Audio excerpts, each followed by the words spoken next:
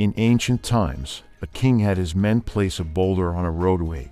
He then hid in the bushes and watched to see if anyone would move the boulder out of the way. Some of the king's wealthiest merchants and courtiers passed by and simply walked around it. Many people blamed the king for not keeping the roads clear, but none of them did anything about getting the stone removed. One day, a peasant came along carrying vegetables. Upon approaching the boulder, the peasant laid down his burden and tried to push the stone out of the way. After much pushing and straining, he finally managed. After the peasant went back to pick up his vegetables, he noticed a purse lying in the road where the boulder had been. The purse contained many gold coins, and a note from the king explained that the gold was for the person who removed the boulder from the road.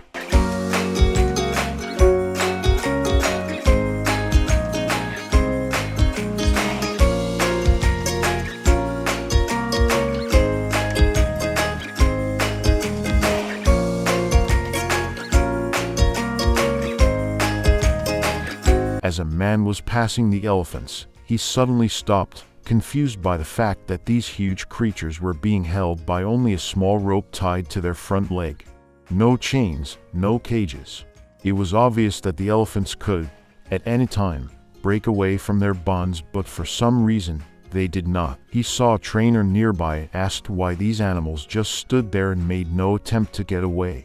Well, trainer said, when they are very young and much smaller, we use the same size rope to tie them, and, at that age, it's enough to hold them.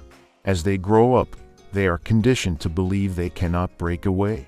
They believe the rope can still hold them, so they never try to break free. The man was amazed. These animals could at any time break free from their bonds, but because they believed they couldn't, they were stuck right where they were.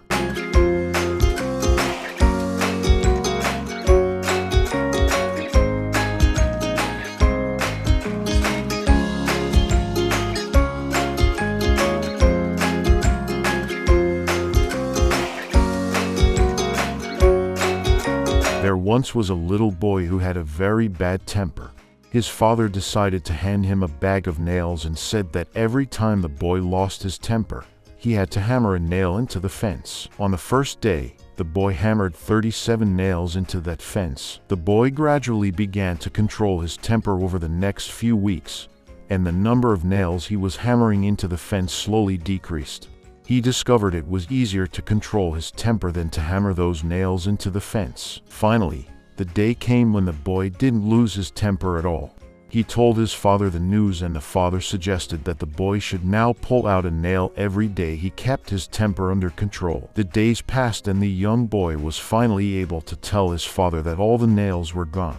The father took his son by the hand and led him to the fence. "You have done well, my son, but look at the holes in the fence. The fence will never be the same.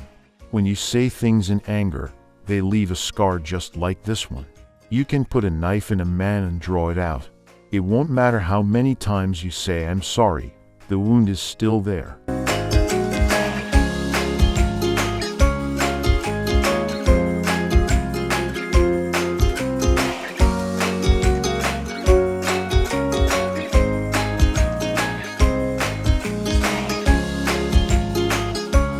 The shop owner placed a sign above his door that said, "Puppies for sale." Signs like this always have a way of attracting young children, and to no surprise, a boy saw the sign and approached the owner. "How much are you going to sell the puppies for?" he asked. The store owner replied, "Anywhere from $30 to $1.50. The little boy pulled out some change from his pocket. "I have $2.37, he said. "Can I please look at them?" The shop owner smiled and whistled. Out of the kennel came Lady, who ran down the aisle of his shop followed by 5 tiny balls of fur. One puppy was lagging considerably behind.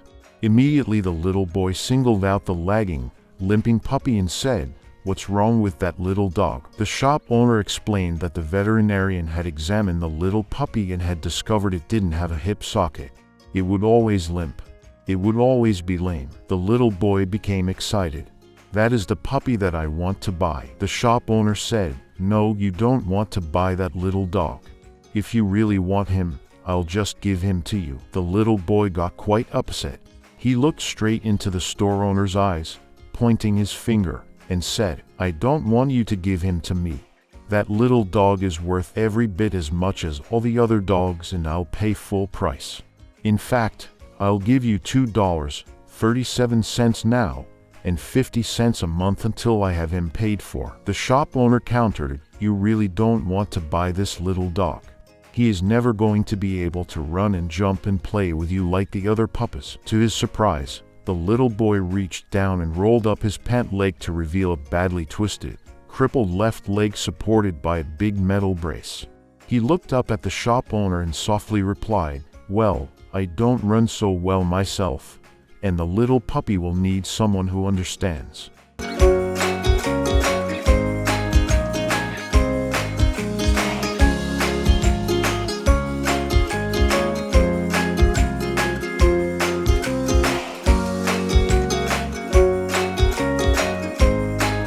People visit a wise man complaining about the same problems over and over again. One day, he decided to tell them a joke and they all roared with laughter. After a few minutes, he told them the same joke and only a few of them smiled. Then he told the same joke for a third time, but no one laughed or smiled anymore. The wise man smiled and said, "You can't laugh at the same joke over and over. So why are you always crying about the same problem?"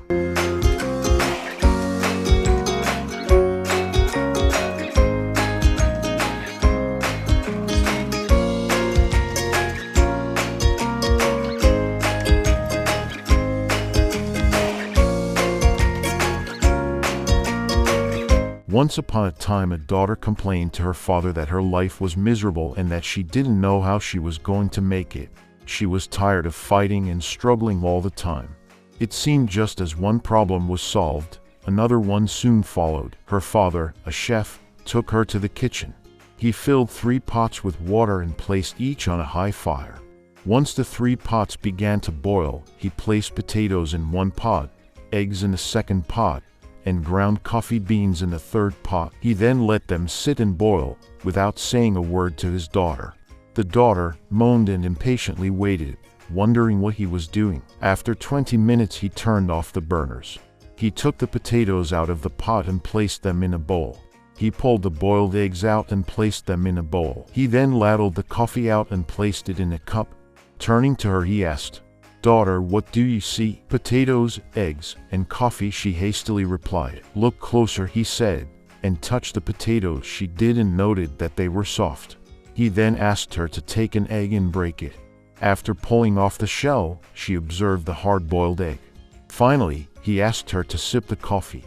Its rich aroma brought a smile to her face. "Father, what does this mean?" she asked. He then explained that the potatoes, the eggs and coffee beans had each faced the same adversity, the boiling water. However, each one reacted differently. The potato went in strong, hard, and unrelenting, but in boiling water, it became soft and weak. The egg was fragile, with the thin outer shell protecting its liquid interior until it was put in the boiling water. Then the inside of the egg became hard. However, the ground coffee beans were unique.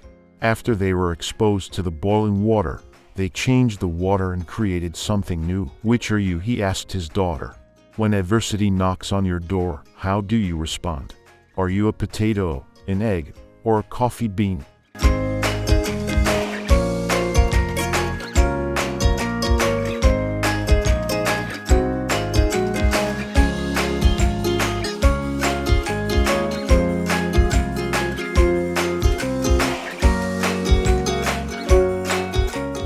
Once upon a time, a man found a butterfly that was starting to hatch from its cocoon. He sat down and watched the butterfly for hours as it struggled to force itself through a tiny hole. Then, it suddenly stopped making progress and looked like it was stuck. Therefore, the man decided to help the butterfly out. He took a pair of scissors and cut off the remaining bit of the cocoon.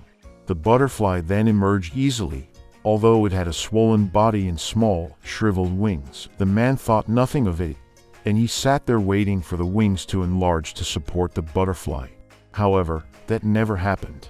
The butterfly spent the rest of its life unable to fly, crawling around with small wings and a swollen body. Despite the man's kind heart, he didn't understand that the restricting cocoon and the struggle needed by the butterfly to get itself through the small hole were God's way of forcing fluid from the body of the butterfly into its wings to prepare itself for flying once it was free.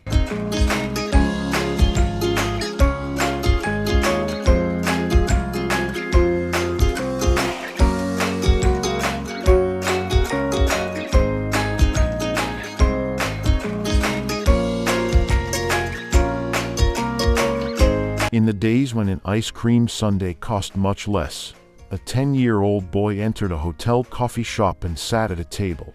A waitress put a glass of water in front of him. "How much is an ice cream sundae?" "50 cents, replied the waitress. The little boy pulled his hand out of his pocket and studied a number of coins in it. "How much is a dish of plain ice cream?" he inquired. Some people were now waiting for a table and the waitress was a bit impatient. 35 cents, she said brusquely. The little boy again counted the coins. "I'll have the plain ice cream," he said. The waitress brought the ice cream, put the bill on the table and walked away. The boy finished the ice cream, paid the cashier and departed. When the waitress came back, she began wiping down the table and then swallowed hard at what she saw. There, placed neatly beside the empty dish, were 15 cents, her tip.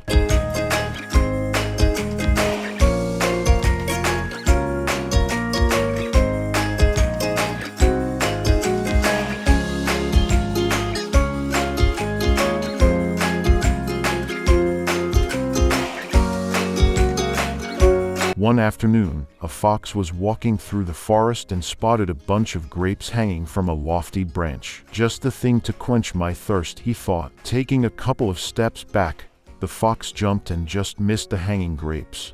The fox tried again but still failed to reach them. Finally, giving up, the fox turned his nose up and said, "They're probably sour anyway," and walked away.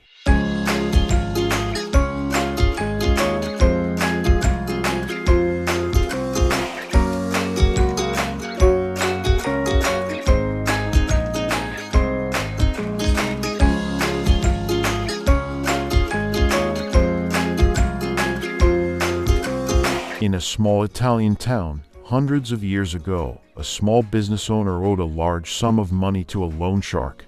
The loan shark was a very old, unattractive-looking guy that just so happened to fancy the business owner's daughter. He decided to offer the businessman a deal that would completely wipe out the debt he owed him. However, the catch was that we would only wipe out the debt if he could marry the businessman's daughter. Needless to say, this proposal was met with a look of disgust. The loan shark said that he would place 2 pebbles into a bag, one white and one black. The daughter would then have to reach into the bag and pick out a pebble. If it was black, the debt would be wiped, but the loan shark would then marry her. If it was white, the debt would also be wiped, but the daughter wouldn't have to marry the loan shark. Standing on a pebble-strewn path in the businessman's garden, the loan shark bent over and picked up 2 pebbles. Whilst he was picking them up, the daughter noticed that he'd picked up 2 black pebbles and placed them both into the bag. He then asked the daughter to reach into the bag and pick one. The daughter naturally had 3 choices as to what she could have done. 1. Refuse to pick a pebble from the bag. 2. Take both pebbles out of the bag and expose the loan shark for cheating. 3. Pick a pebble from the bag fully well knowing it was black and sacrifice herself for her father's freedom. She drew out a pebble from the bag, and before looking at it accidentally dropped it into the midst of the other pebbles. She said to the loan shark, "Oh, how clumsy of me. Never mind, if you look into the bag for the one that is left, you will be able to tell which pebble I picked." The pebble left in the bag is obviously black, and seeing as the loan shark didn't want to be exposed, he had to play along as if the pebble the daughter dropped was white and clear her father's debt.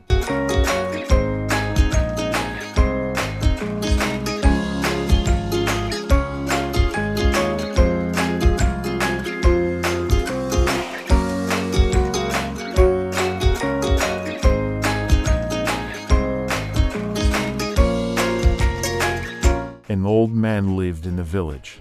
The whole village was tired of him. He was always gloomy, he constantly complained and was always in a bad mood. The longer he lived, the viler he became and more poisonous were his words. People did their best to avoid him because his misfortune was contagious. He created the feeling of unhappiness in others. But one day, when he turned 80, an incredible thing happened. Instantly everyone started hearing the rumor. The old man is happy today, he doesn't complain about anything, smiles. And even his face is freshened up. The whole village gathered around the man and asked him, "What happened to you?" The old man replied, "Nothing special. 80 years I've been chasing happiness and it was useless. And then I decided to live without happiness and just enjoy life. That's why I'm happy now."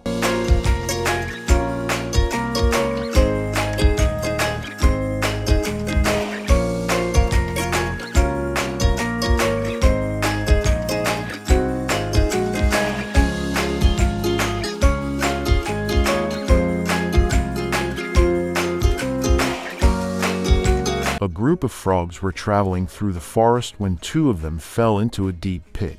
When the other frogs saw how deep the pit was, they told the two frogs that there was no hope left for them. However, the two frogs ignored their comrades and proceeded to try to jump out of the pit. However, despite their efforts, the group of frogs at the top of the pit were still saying that they should just give up as they'd never make it out. Eventually, one of the frogs took heed of what the others were saying and he gave up, jumping even deeper to his death. The other frog continued to jump as hard as he could. Once again, the group of frogs yelled at him to stop the pain and to just die. He ignored them and jumped even harder and finally made it out. When he got out, the other frog said, "Did you not hear us?" The frog explained to them that he was deaf and that he thought they were encouraging him the entire time.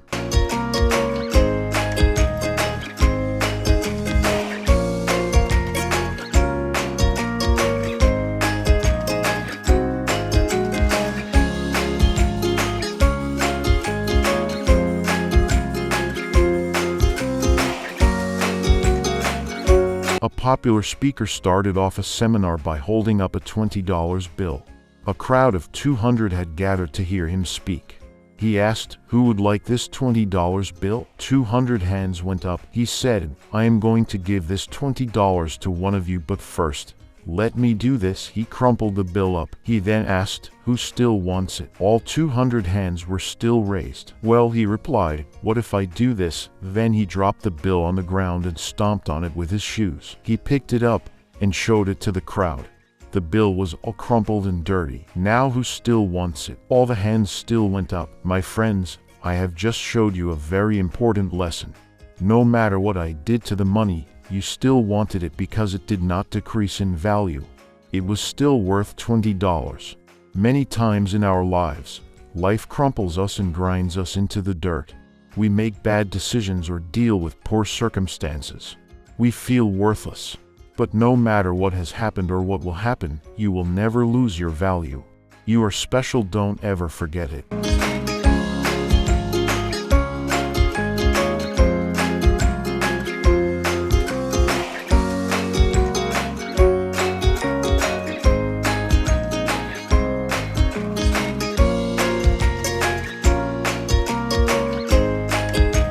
After spending nearly every waking minute with Angel for 8 straight days, I knew that I had to tell her just one thing.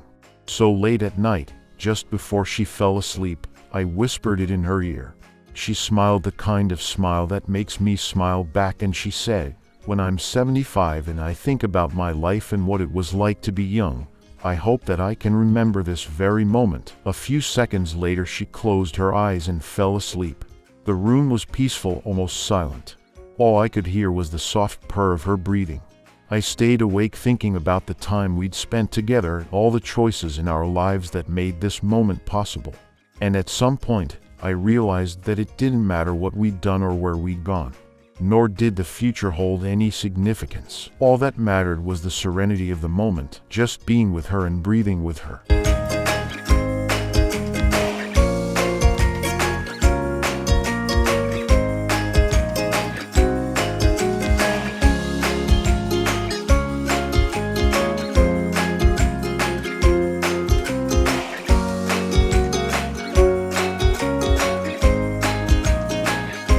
A 24-year-old boy seeing out from the train's window shouted, "Dad, look, the trees are going behind." Dad smiled, and a young couple sitting nearby looked at the 24-year-old's childish behavior with pity. Suddenly he again exclaimed, "Dad, look, the clouds are running with us." The couple couldn't resist and said to the old man, "Why don't you take your son to a good doctor?" The old man smiled and said, "I did, and we are just coming from the hospital. My son was blind from birth. He just got his eyes today." Every single person on the planet has a story. Don't judge people before you truly know them. The truth might surprise you.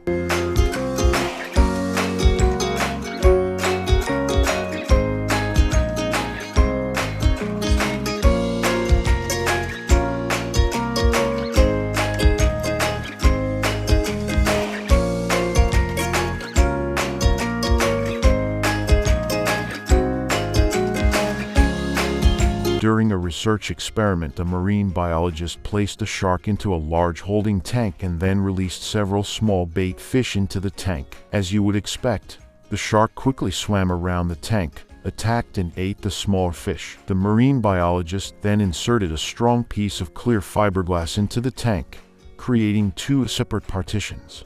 She then put the shark on one side of the fiberglass and a new set of bait fish on the other. Again, the shark quickly attacked. This time, however, the shark slammed into the fiberglass divider and bounced off. Undeterred, the shark kept repeating this behavior every few minutes to no avail. Meanwhile, the bait fish swam around unharmed in the second partition. Eventually, about an hour into the experiment, the shark gave up. This experiment was repeated several dozen times over the next few weeks. Each time, the shark got less aggressive and made fewer attempts to attack the bait fish, until eventually the shark got tired of hitting the fiberglass divider and simply stopped attacking altogether. The marine biologist then removed the fiberglass divider, but the shark didn't attack. The shark was trained to believe a barrier existed between it and the bait fish, so the bait fish swam wherever they wished, free from harm.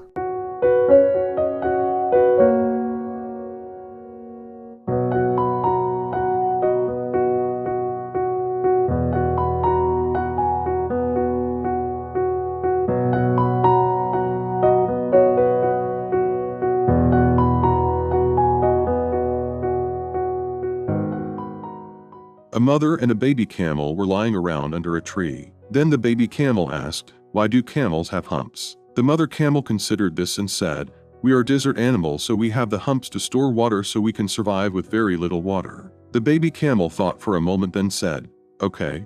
Why are our legs long and our feet rounded?" The mama replied, "They are meant for walking in the desert." The baby paused. After a beat, the camel asked, "Why are our eyelashes long?" "Sometimes they get in my way." The mama responded, "Those long thick eyelashes protect your eyes from the desert sand when it blows in the wind." The baby thought and thought. Then he said, "I see. So the hump is to store water when we are in the desert, the legs are for walking through the desert, and these eyelashes protect my eyes from the desert. Then why in the zoo?"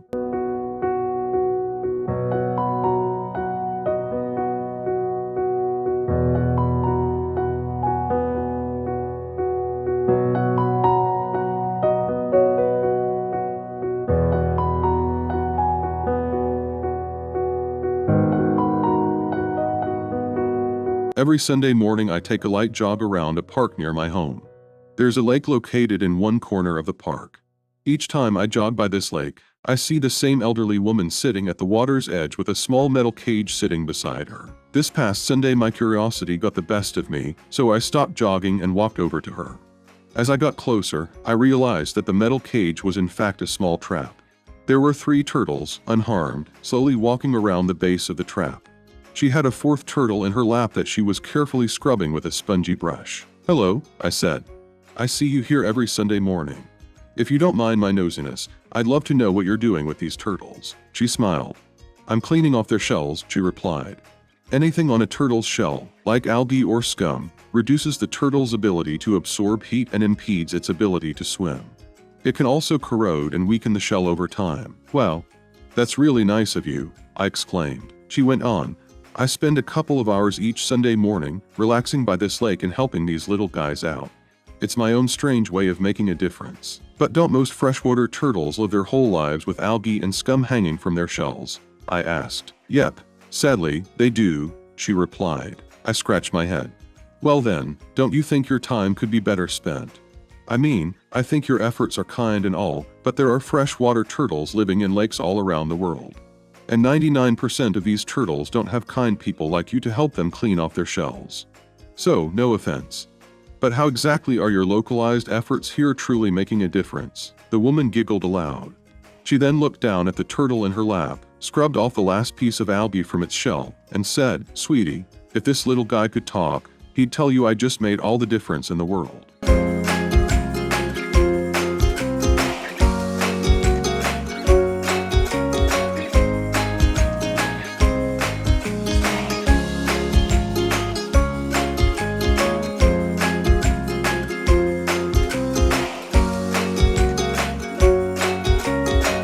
Once, there was a farmer who regularly sold butter to a baker. One day, the baker decided to weigh the butter to see if he was getting the exact amount that he asked for. He found out that he wasn't, so he took the farmer to court. The judge asked the farmer if he uses any measure to weigh the butter. The farmer replied, "Your Honor, I'm primitive. I don't have a proper measure, but I do have a scale." The judge replied, "Then how do you weigh the butter?" The farmer replied, "Your Honor, long before the baker started buying butter from me, I have been buying a pound loaf of bread from him. Every day, when the baker brings the bread, I put it on the scale and give him the same weight in butter. If anyone is to be blamed, it's the baker." Moral of the story, in life, you get what you give. Don't try to cheat others.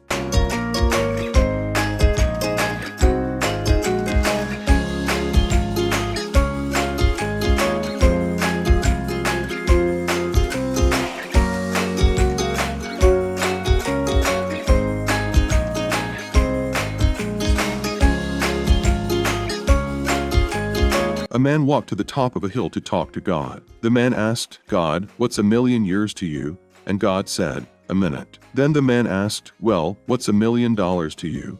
And God said, "A penny." Then the man asked God, "Can I have a penny?" And God said, "Sure, in a minute."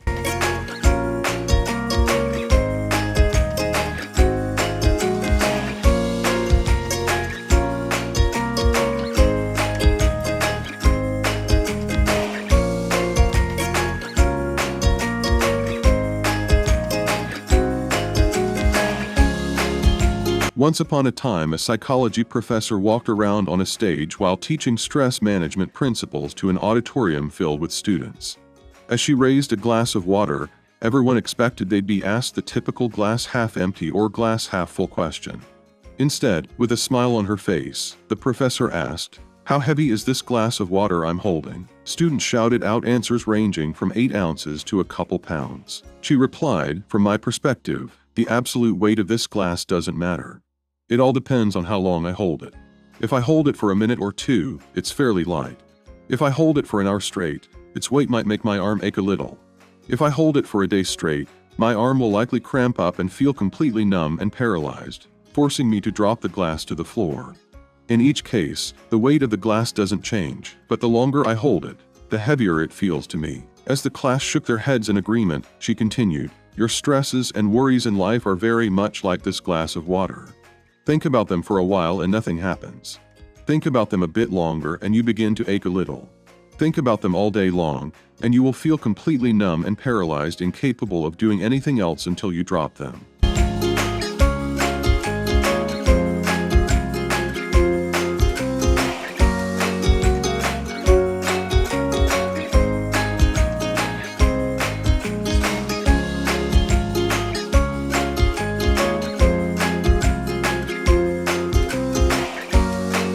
Some time ago, a man punished his young daughter for wasting a roll of gold wrapping paper. Money was tight and he became angry when the child tried to decorate a box to put under the Christmas tree. Nevertheless, the girl brought the gift to her father on Christmas Day and said, "This is for you, Daddy." The man became embarrassed by his overreaction a few days before, but his rage continued when he saw that the box was empty. He yelled at her, "Don't you know, when you give someone a gift, there's supposed to be something inside?" The little girl looked up at her dad with tears in her eyes and cried, "Oh, Daddy, it's not empty at all. I blew kisses into the box. They're all for you, Daddy." The father was devastated. He put his arms around his daughter and begged for her forgiveness. A little while later, the girl died in an accident. Her father kept the gold box by his bed for many years, and whenever he was feeling down, he would take out an imaginary kiss and remember the love of the child who had put it there.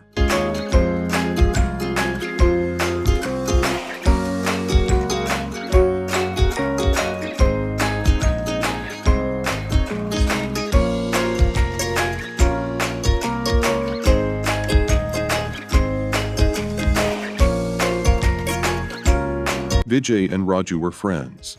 One day while on holiday, exploring a forest, they saw a bear coming towards them. Naturally, they were both frightened, so Raju, who knew how to climb trees, climbed one quickly. He didn't spare a thought for his friend who had no idea how to climb. Vijay thought for a moment. He had heard that animals don't attack dead bodies, so he fell to the ground and held his breath. The bear sniffed him, thought he was dead, and went on its way. Raju, after he had climbed down from the tree, asked Vijay, "What did the bear whisper in your ears?" Vijay replied, "The bear asked me to keep away from friends like you."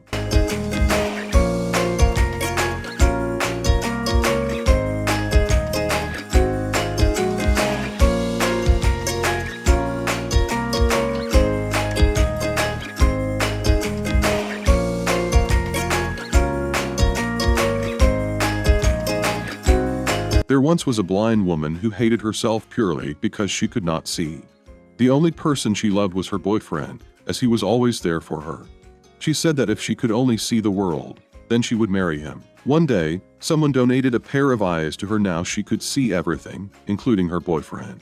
Her loving boyfriend asked her, "Now that you can see the world, will you marry me?" The woman was shocked when she saw that her boyfriend was blind too, and refused to marry him. Her boyfriend walked away in tears, and wrote a short note to her saying, "Just take care of my eyes, dear."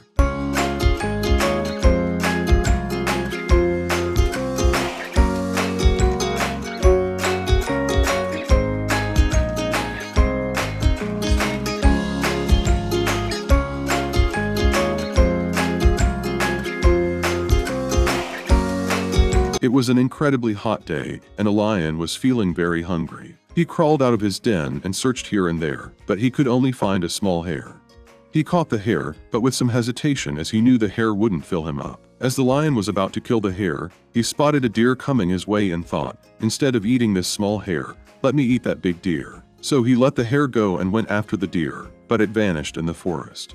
The lion now had nothing to eat, as the hare was also long gone.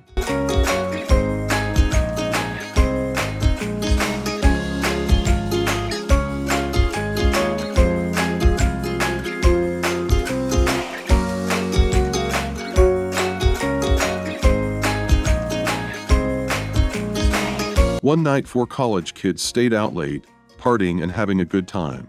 They paid no mind to the test they had scheduled for the next day and didn't study. In the morning, they hatched a plan to get out of taking their test. They covered themselves with grease and dirt and went to the dean's office. Once there, they said they had been to a wedding the previous night, and on the way back they got a flat tire and had to push the car back to campus. The dean listened to their tale of woe and thought. He offered them a retest 3 days later. They thanked him and accepted his offer that time. When the test day arrived, they went to the dean. The dean put them all in separate rooms for the test. They were fine with this since they had all studied hard. Then they saw the test. It had 2 questions. 1, your name, 1 points. 2, which tire burst. 99 points.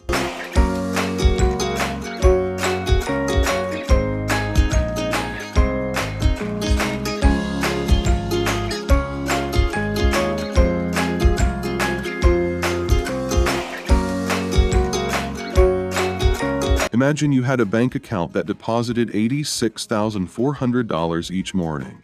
The account carries over no balance from day to day, allows you to keep no cash balance, and every evening cancels whatever part of the amount you had failed to use during the day. What would you do? Draw out every dollar each day. We all have such a bank. Its name is time. Every morning, it credits you with 86,400 seconds. Every night it writes off, as lost, whatever time you have failed to use wisely. It carries over no balance from day to day. It allows no overdraft, so you can't borrow against yourself or use more time than you have. Each day, the account starts fresh. Each night, it destroys an unused time. If you fail to use the day's deposits, it's your loss and you can't appeal to get it back. There is never any borrowing time. You can't take a loan out on your time or against someone else's. The time you have is the time you have, and that is that. Time management is yours to decide how you spend the time, just as with money you decide how you spend the money. It is never the case of us not having enough time to do things, but the case of whether we want to do them and where they fall in our priorities.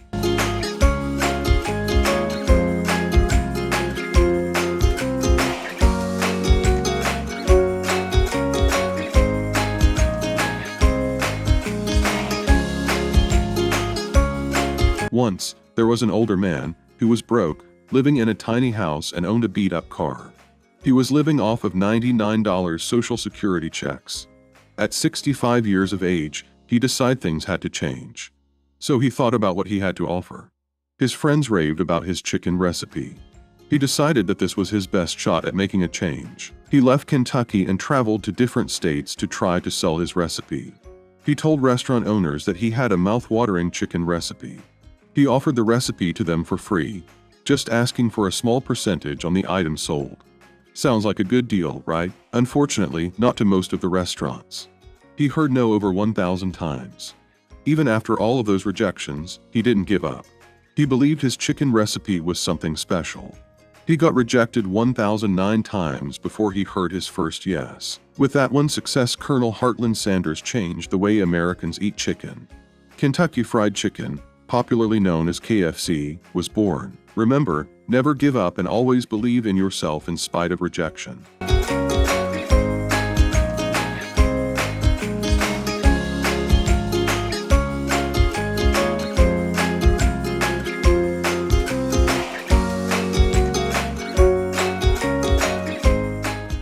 Two friends were walking through the desert. At one stage in their journey, they had an argument and one friend slapped the other one in the face. The one who got slapped was hurt, but without saying anything he wrote in the sand, "Today my best friend slapped me in the face." They kept on walking until they found an oasis, where they decided to have a wash. The one who had been slapped got stuck in a mire and started drowning, but his friend saved him.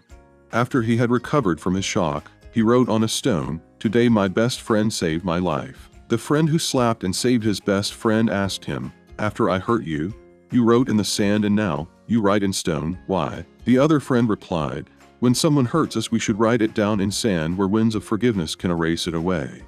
But, when someone does something good for us, we must engrave it in stone where no wind can ever erase it."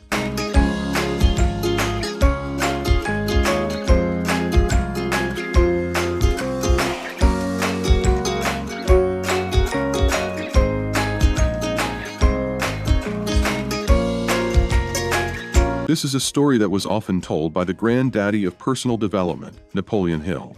I first came across this story while reading Hill's global best-selling book, Think and Grow Rich, and it has stuck with me ever since. The story is about a man who was bitten by the gold rush bug back in the days when digging for gold was a tempting way to strike it rich. Mr. Darby staked his claim and set up shop in Colorado.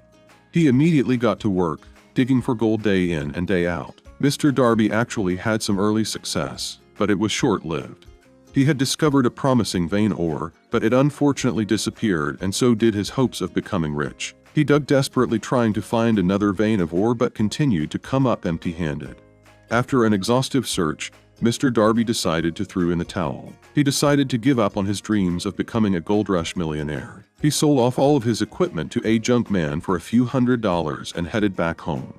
The junk man then decided to have a mining engineer look at the mine and assess what went wrong. After analyzing the mine, the engineer concluded that Mr. Darby failed because he didn't understand fault lines and thus didn't know where to look. He estimated that the lost vein of gold could be found just 3 feet from where Mr. Darby stopped digging. To the junk man's amazement, the engineer was right. He discovered the lost vein of gold and became a millionaire. Moral of the story: the moral of this story is to never give up on your dreams. All success in life depends on perseverance. Nothing comes easy, and only the people who are willing to push through struggles and adversity are the ones who ultimately succeed. You never know when success will come, but you know for certainty that it won't come if you give up. Remember, whenever you feel like giving up and throwing in the towel, you could be just 3 feet away from success.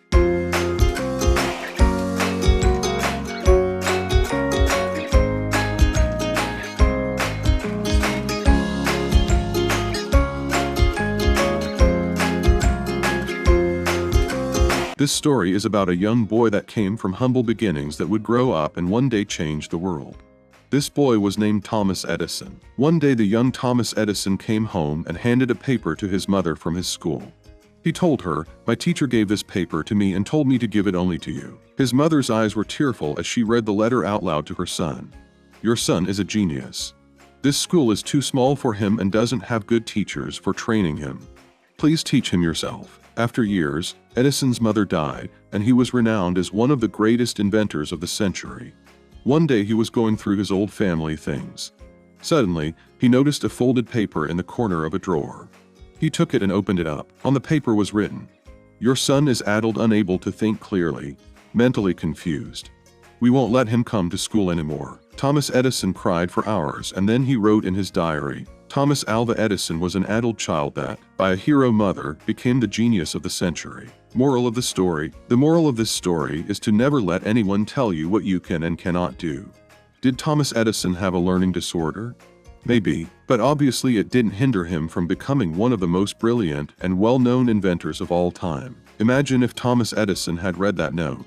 If he had, it's unlikely that he would have gone on to invent the light bulb, the telegraph, the phonograph, and the telephone. He most likely would have been devastated by the note and taken his teacher's words as truth. Fortunately, Thomas Edison's mother knew that her son would go on to do great things and told Edison what he needed to hear instead. This goes to show that the only limits you face are the ones that you place on yourself. Never let anyone tell you what you can or cannot do. Go out and chase your dreams.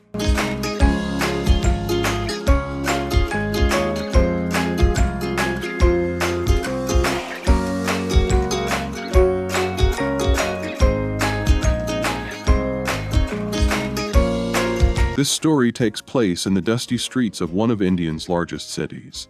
One day, a beggar sat on the street procuring alms and rice from passers-by. In a given day, he would usually get enough rice for a small meal and enough money to buy the firewood he needed to cook the rice. At night, he slept under the moon and stars with only a few rags to keep him warm. He lived a tough existence, but he had grown accustomed to it over the years. One day, the beggar overheard that the emperor was coming to his town for a rare visit. Overcome with excitement, the beggar thought to himself, "I'm sure the generous emperor will see the state I am in and grant a generous gift. The richest of all men will bestow some sympathy and relief on me in a manner that would undoubtedly surpass the paltry givings of the regular citizens." The beggar wanted to be seen by the emperor, so he made plans to seat himself along the route that the emperor would be traveling. The night before, the beggar went out on the street and set up his things. He was ready for the emperor. The next day around noon, the royal caravan approached. The beggar didn't expect any great gifts from the emperor, only a small gift and maybe some recognition. So, the beggar was shocked when the cavalcade came to a stop right beside him with the great emperor in sight. The emperor emerged from his caravan and exclaimed, "There he is. Just the man I was hoping to see today." The emperor walked up to the beggar, reached out to shake his hand and said, "Tell me, kind sir, might you have a little gift of rice for me?" The beggar was shocked to say the least. The emperor motioned to his bowl of rice and asked again, "Can you spare some grains of rice?" Still in a state of shock, the beggar began to slowly push 5 grains of his rice into the hands of the emperor. Here he was, a poor peasant with nothing to his name, and the wealthiest man in the land wanted the only food that he had. The emperor, with a big smile, thanked the beggar and went on his way. Confused and disappointed, the beggar watched the emperor's caravan disappear into the horizon. Later that night, the beggar was cleaning the little rice that he had left for that night's dinner. Suddenly, he noticed a shiny object in his rice bowl. He picked the shiny object out of his bowl and held it to the light. It was a gold nugget. The beggar couldn't believe his eyes. This gold nugget could buy him months off the streets. He quickly began to sift through the rest of his rice. 1, 2, 3, 4 more pieces. As he stared in utter amazement at his rice bowl, it suddenly dawned on him. There were a total of 5 gold nuggets in his bowl. 1 gold nugget for each grain of rice that he had given to the emperor. The moral of this story is about the importance of giving and having faith. I'm sure you've heard the more you give, the more you receive. Well, in my experience, this is absolutely true. Sometimes it can be difficult to give, especially if we are in need of help ourselves. However, when we give from our heart, we often receive more than we need in return. This philosophy is as old as time, and there is a reason why it has been passed down through the ages. It works. Helping others is often the best way to help ourselves. So next time you find yourself feeling desperate and anxious, find someone to help. Offer your assistance for free. I bet something good will come your way as a result. Give it a try. The wise man does not lay up his own treasures. The more he gives to others, the more he has for his own. Lao Tzu.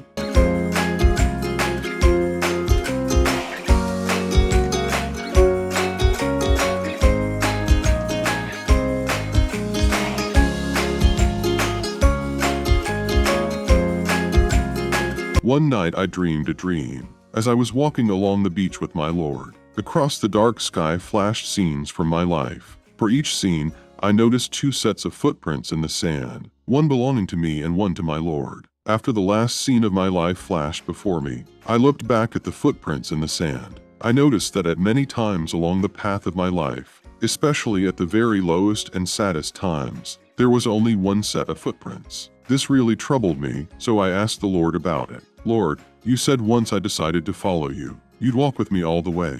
But I noticed that during the saddest and most troublesome times of my life, there was only one set of footprints. I don't understand why, when I needed you the most, you would leave me. He whispered, my precious child, I love you and will never leave you, never, ever, during your trials and testings. When you saw only one set of footprints, it was then that I carried you.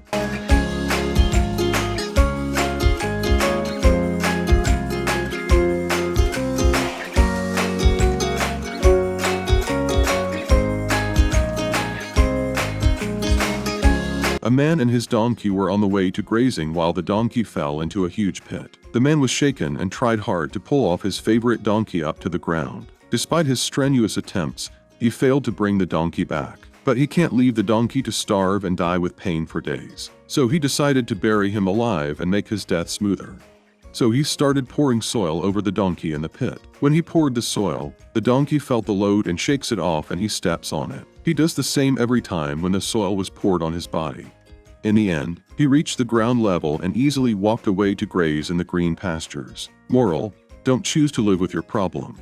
Just shake off your problems and stand on it and step up in life after learning from them. Every bad experience is a new learning. So get the positives out of it and work towards your goals.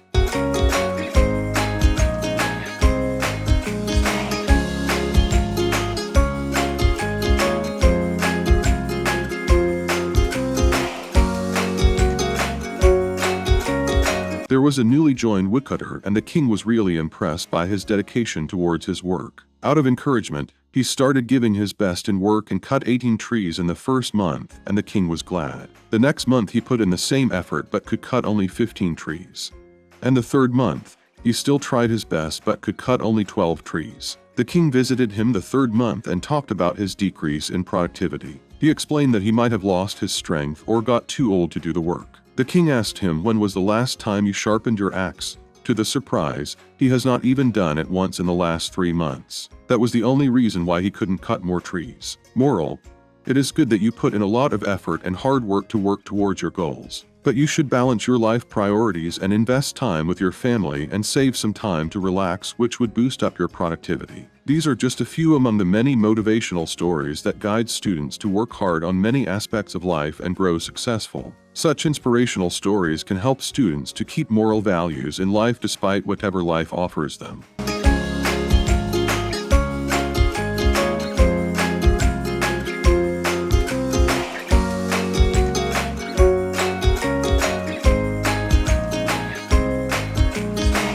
In the middle of the vast forest, a battle was going on between two armies.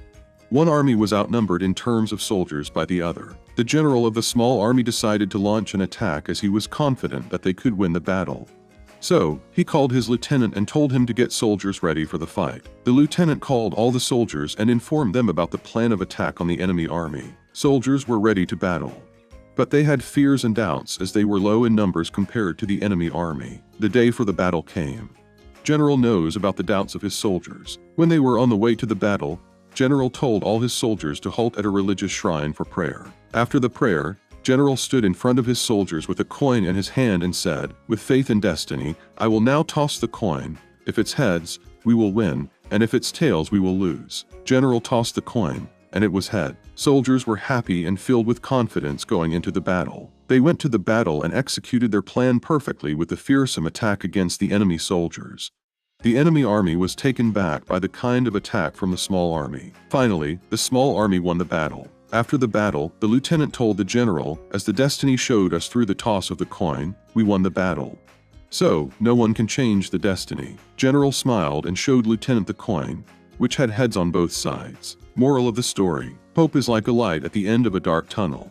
If we believe in ourselves and light at the end, we can confidently travel the tunnel. Hope and believing in ourselves will lead to positive results in our life.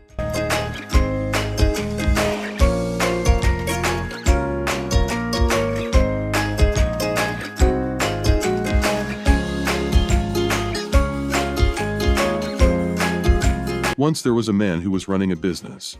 He faced severe losses and had to sell his properties and cars to continue running the business. Seeing the situation, the son asked his father, "Why are you still running the business when you are at a loss? Why don't you shut the business?" Father smiled and replied, "My son, life can bring us many challenges and even can push us down. But we have to hope that we can overcome any challenges. Son, how can hope help us?" Father, "Okay, I will show you." Father took his son to a big well and asked him to jump. Son, in shock, "Father, I don't know how to swim, so I cannot jump." But his father pushed his son to the well and went into a hiding place. Son struggled and kept on trying to float for close to 5 minutes. Then when he was about to get drowned, the father jumped and pulled his son out of the well. The next day, the father again took his son to the well and asked him to jump again. First, he hesitated, then he jumped into the well. Father again went into hiding. The boy again struggled to keep floating, and he pushed harder. Time kept on running. Even after 15 minutes, he managed himself. Then father came and pulled his son out of the well. Father asked his son, "Why were you pushing harder than yesterday?" Son replied, "Yesterday, I did not know what to do when you pushed me into the well. With fear, I drowned. But today, I know that you will come and save me if I am about to get drowned." Moral of the story: life can bring us many challenges.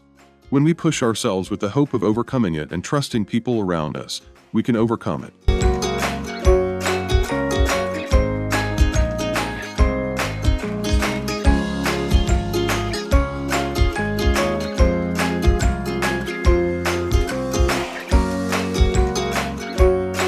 A teenage boy from a village moved to the city for a job to support his family.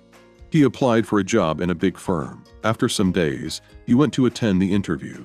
He successfully cleared all the tests. "Hiring manager, you are hired. Give me all your details for further processing. Also make sure that your bike is in good condition, as you have to do a lot of traveling to meet the customers." The boy replied, "Sir, but I don't have a bike with me." "Hiring manager, without a bike, you will not get this job. You can leave now." The boy left the place thinking about what to do next. He had little money with him that could feed him only for the next few days. But he does not want to return to his village without a job. He was confident in getting a job. While he was thinking, he came across a big vegetable market. Then an idea sparked. He decided to buy vegetables from the market with the available money. Then went to sell those vegetables door to door by walk. By the end of the evening, he sold all those vegetables and had a good profit. He gained confidence that he could earn from this. From then, every day morning, he will go to the vegetable market to buy fresh vegetables and sell them door to door till he finishes his stock. He continued his hard work every day, and within years, he developed his business. Soon he becomes one of the biggest food chain retailers. After some years, one of his new friends visited his big house, where cars were in his garage. Seeing this, his friend asked, "You have a good collection of cars, and do you have any bike collections?" The man replied, "I never bought any bike for myself." In a surprise, he asked, "Why did you not buy a bike?" The man replied, "If I had a bike with me, I wouldn't have had these cars." Moral of the story: if we wanted something and never got it, we should never lose our hope in that. We should continue our hard work because we do not know what destiny has in store.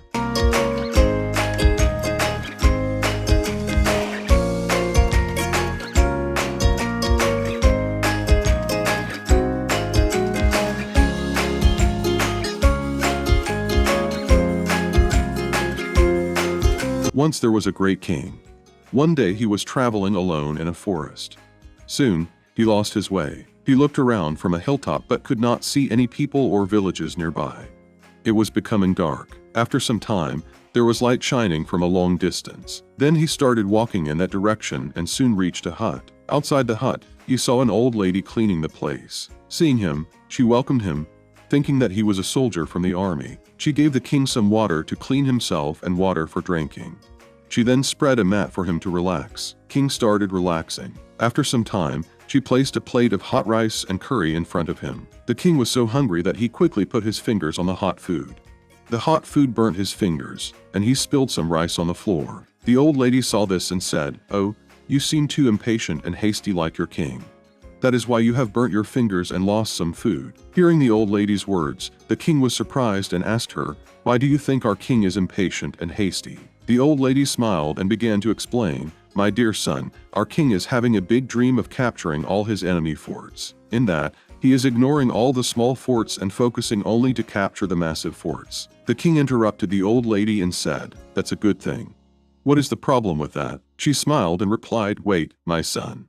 Like your impatience in eating the food, you burned your fingers and wasted some food. In the same way, the king's impatience to defeat the enemies quickly resulted in the loss of men in his army. Instead, if you eat the less hot food at the edge first, and then at the center, you would not have burnt your fingers and not wasted your food." Similarly, the king should target the small forts and strengthen his position.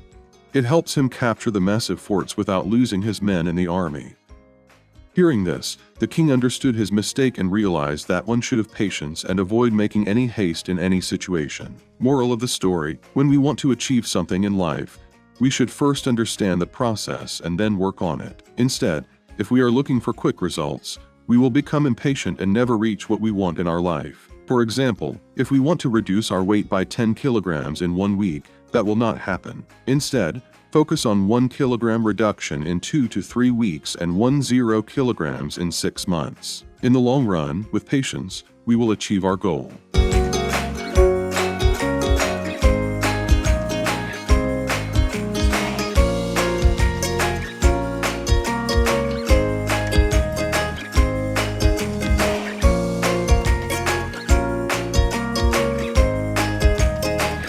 Once two companies are competitors in selling toothpaste and toothbrushes for adults. After a few years, there were requirements at the market for toothbrushes for kids. Both the companies are well aware that the company which comes out with the product first will have a higher probability of dominating the market. The first company went with the logical approach instead of doing field research. Since adults have big hands, they need long and thick toothbrushes. Whereas kids have smaller hands, they need a small handle and thin bristle toothbrushes. So, without any second thought and to gain the market share, they designed and produced the kids' toothbrush in a few weeks and launched it in the market. On the other side, the second company did extensive field research. They went to hundreds of kids and observed how they held the toothbrush and brushed their teeth. They also took feedback from kids directly on their likings. After the research, the second company decided that kids need toothbrushes similar to adults in handle length with some grooves and smaller bristles. The reason is kids clung to the toothbrush instead of holding the toothbrush in their fingers as adults. Thus, instead of making a small handle toothbrush, they went with a toothbrush with a long handle, which helps to hold the brush effectively. In addition, they added different colors and cartoon characters to the toothbrush to make it more attractive for the kids. They launched the toothbrush in the market and sold a record number of toothbrushes in a few months. They started dominating the market and increased their market share. Moral of the story: we should have patience in building our knowledge and understanding of what is required to achieve our goal. The quality time we spend on the initial stages helps to gain confidence in the longer run. Never go for shortcuts. It will give us only instant success and then fades away. But to maintain it consistently, we need patience.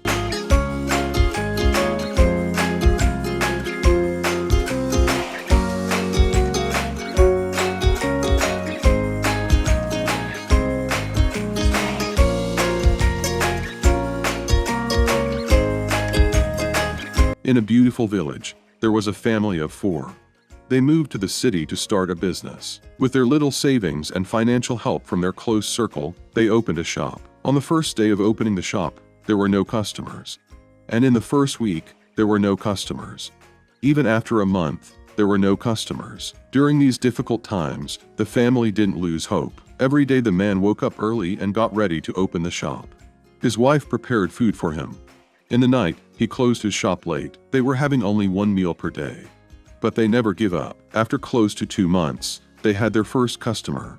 He treated his customer well and gave quality products. With quality service to the first customer and through word of mouth, he started receiving more customers to his shop. And it was no looking back for him after his first customer. Now, it's been 20 years since he started.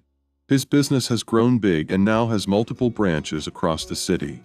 His son and daughter also started managing his business. Still, every day the man wakes up early, the lady now cooks for both her children and her husband. They open their shop early and close their shop late. They were patient and never gave up. Moral of the story: time can test our patience, though we should never let ourselves down. Develop the never give up attitude and build patience to get success.